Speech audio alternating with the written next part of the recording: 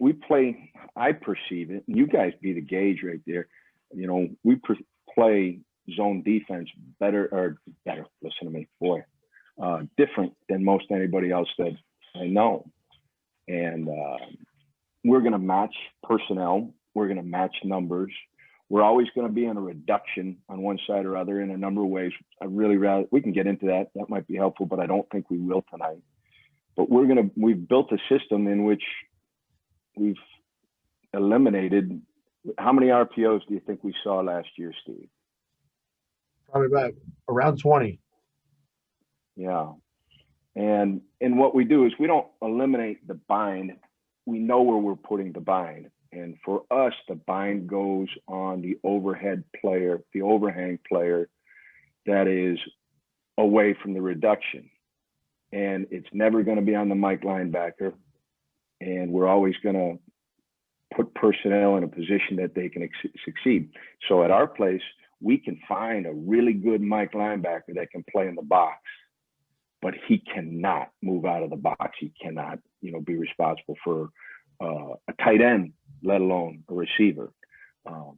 And we can match the personnel so long as we're on our game from the sideline. We can match the personnel. So in essence, I always say it's kind of like we're playing dime all the time. Now we're going to, for us, our Mike is a very different body type than our Willie linebacker. And as Steve will get into, our Willie linebacker is built to erase the tight end. And we'll use that term.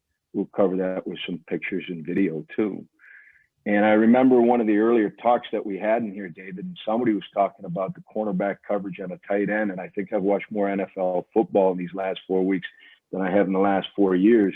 And I watched those freaks run around, like Travis Kelce, and he's the guy I most remember recently. But, we don't have to deal with that. I came home after watching the Patriots saying, I don't know how you play man-to-man on that guy. But we build our deals so that, hey, let's let it be that our zones go over 2 wide receivers. Let's let it be that we're creating a bracket over another. And essentially we're going to single up the back, but certainly the tight end and the back to some degree. And we've got little tricks and ways to let Palm's coverage not dictate that we're single coverage in the outside receiver. So Steve's got some slides, and you guys will say, oh, I get this, and I appreciate all the feedback you got. Shoot, David will tell you, you guys all know this, you've been on here all the times. The best conversations are the dialogues rather than the lectures. So, jump in and say where we're clear and when we're not clear. Steve, go ahead and let it rip a little bit, and because he'll break it down and say, hey, we teach a lot of guys. We teach them, responsibilities rather than positions. And at the bottom of this slide, I'll let Steve go after I say this.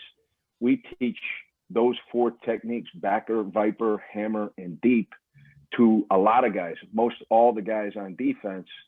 So they don't learn to play a position, they learn a technique. And once they know the technique, we can insert them into any number of spots.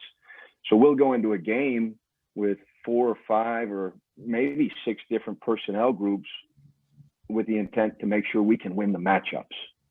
So go ahead, Steve. You let it rip a little bit. Anybody, please jump in on us too, okay? Yeah, sure. I mean, I just pulled up this slide because this is kind of how I intro it with the guys is, Coach already mentioned a bunch of the things that we talk about, just the intro with them.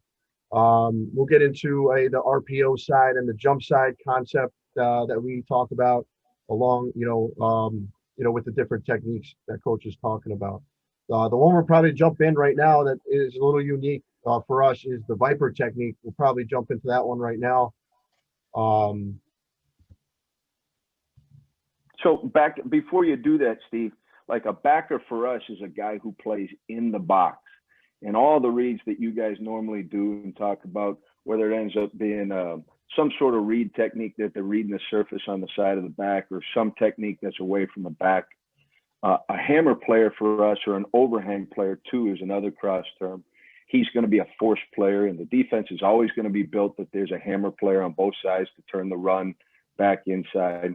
And a deep technique player is just as it speaks right there, a guy who's got a landmark in cover 2, pretty traditional landmarks, where we end up saying in the middle of the field we're 2 yards off of the hash, and and then they shift accordingly based on location.